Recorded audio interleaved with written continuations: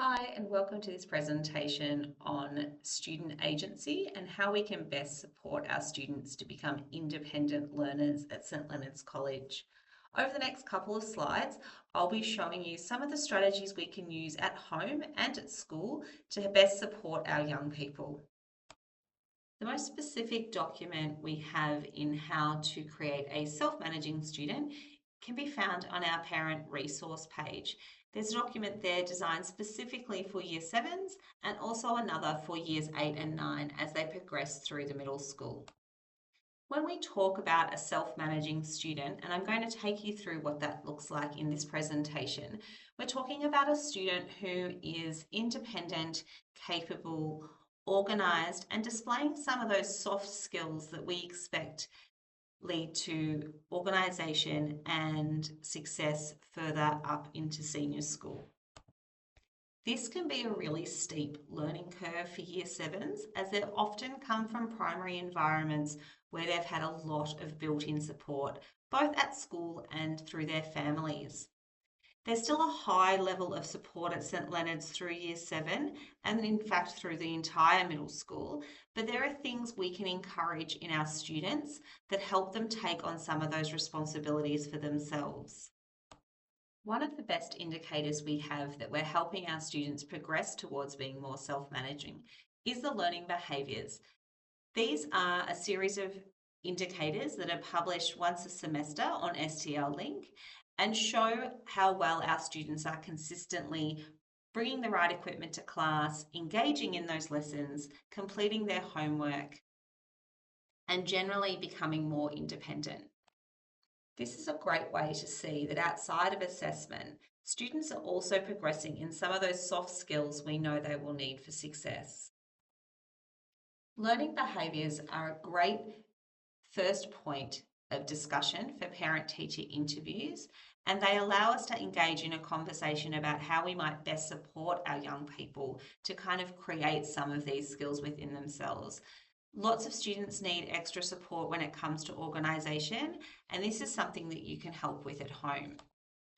Having the fortnightly timetable in an area where everybody can see it so you can check in with what needs to be brought to school the following day, and making sure that homework and assessments are discussed consistently in the home are both ways that you might be able to support progressing these learning behaviours. Sometimes we can get an indication from our students that they are having challenges at school, and at home this might present itself as out of character behaviour. Perhaps they are shutting you out a little bit when it comes to conversation, and this can be really tricky to manage.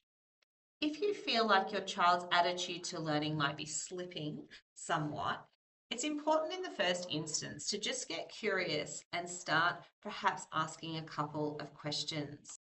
Is this an academic problem in a particular class, perhaps a social problem, or maybe even something that's stemming from one of the programs they might be involved in a co-curricular sense, an upcoming camp or a sports program?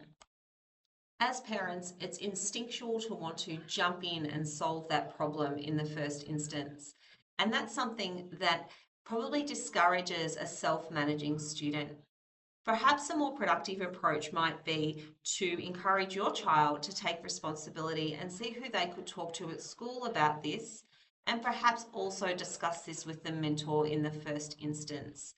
The mentor is a wonderful way in which to continue to create communication between school and home and make sure the student can access any resources that St Leonard's can provide for them. It's important as best we can to try and encourage positivity in approaches to learning, as well as things like camps and sports programs that may not be your child's first choice. While it may be challenging, that's often where we see personal growth and develop a better attitude and a more independent learner.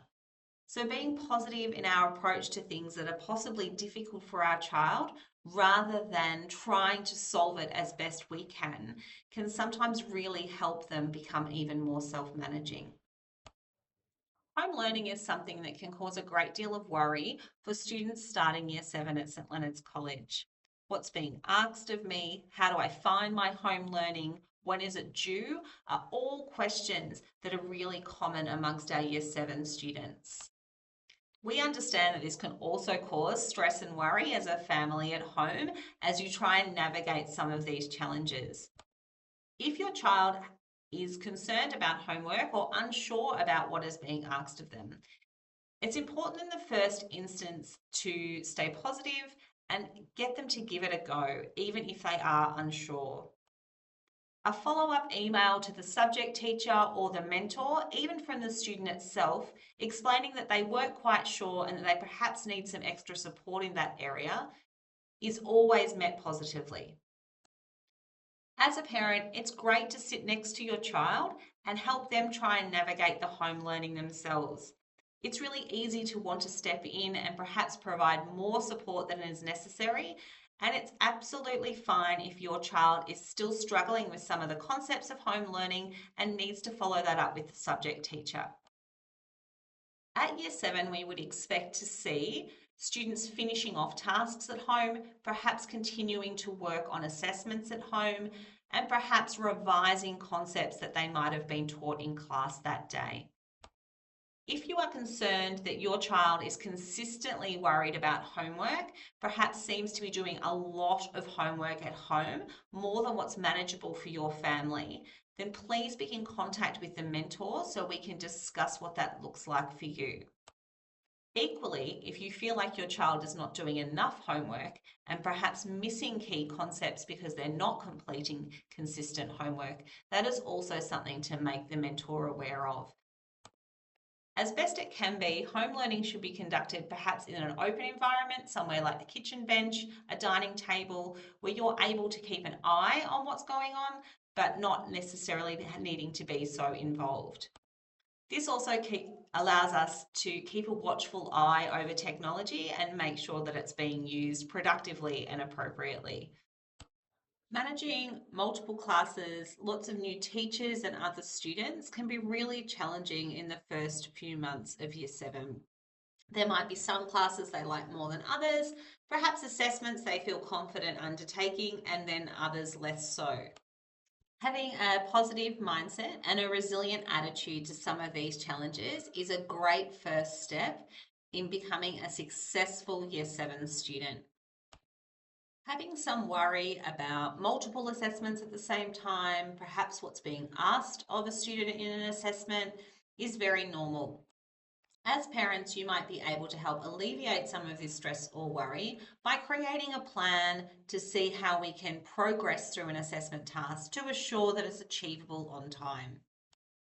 It's great if you're able to help with the organisation and time management aspect of things while leaving the academic work to your child themselves. If you feel like a particular assessment task is causing undue stress and worry, perhaps sleeplessness, some tears or high emotions, it's important to reach out to the subject teacher so that we have an understanding of this and can make adjustments as required. Students can really place a lot of pressure on themselves to achieve and to do really well. And while this is absolutely earnest and a fantastic attitude to have at Year 7, it's important that as a school and as a family, we can take some of that pressure off them by just asking them to do their best. A balanced view of school success that also takes into consideration their hobbies, interests, and the other fantastic things that they achieve is a really worthwhile attitude to have, especially at Year 7. Using STL Link to check in on assessments to see how your child is progressing and to celebrate their achievements, big or small, all helps to foster a love of learning and move towards that independent thinker we love to see at St Leonard's.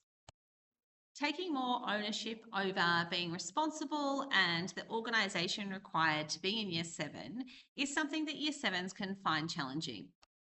One of the best ways that families can help support their Year 7 child in meeting some of these needs is to actually role model this behaviour in ourselves. This might look like labelling the things that we need ahead of time, checking our own schedules and timelines to double check dates and appointments, packing our bag for work the night before, and setting reminders for ourselves. When students can see families do this and integrating this into their own organisation, it encourages the same behaviour in them. It's important to be able to gently prompt our students to access the organisation and make sure they've got plenty of time. Time is something year sevens don't leave themselves a lot of, and in the busyness of getting ready early in the morning, that's when things are forgotten. There's a wide range of what we call executive functioning skills at year seven, just as there is in maturity, and lots of different elements to students.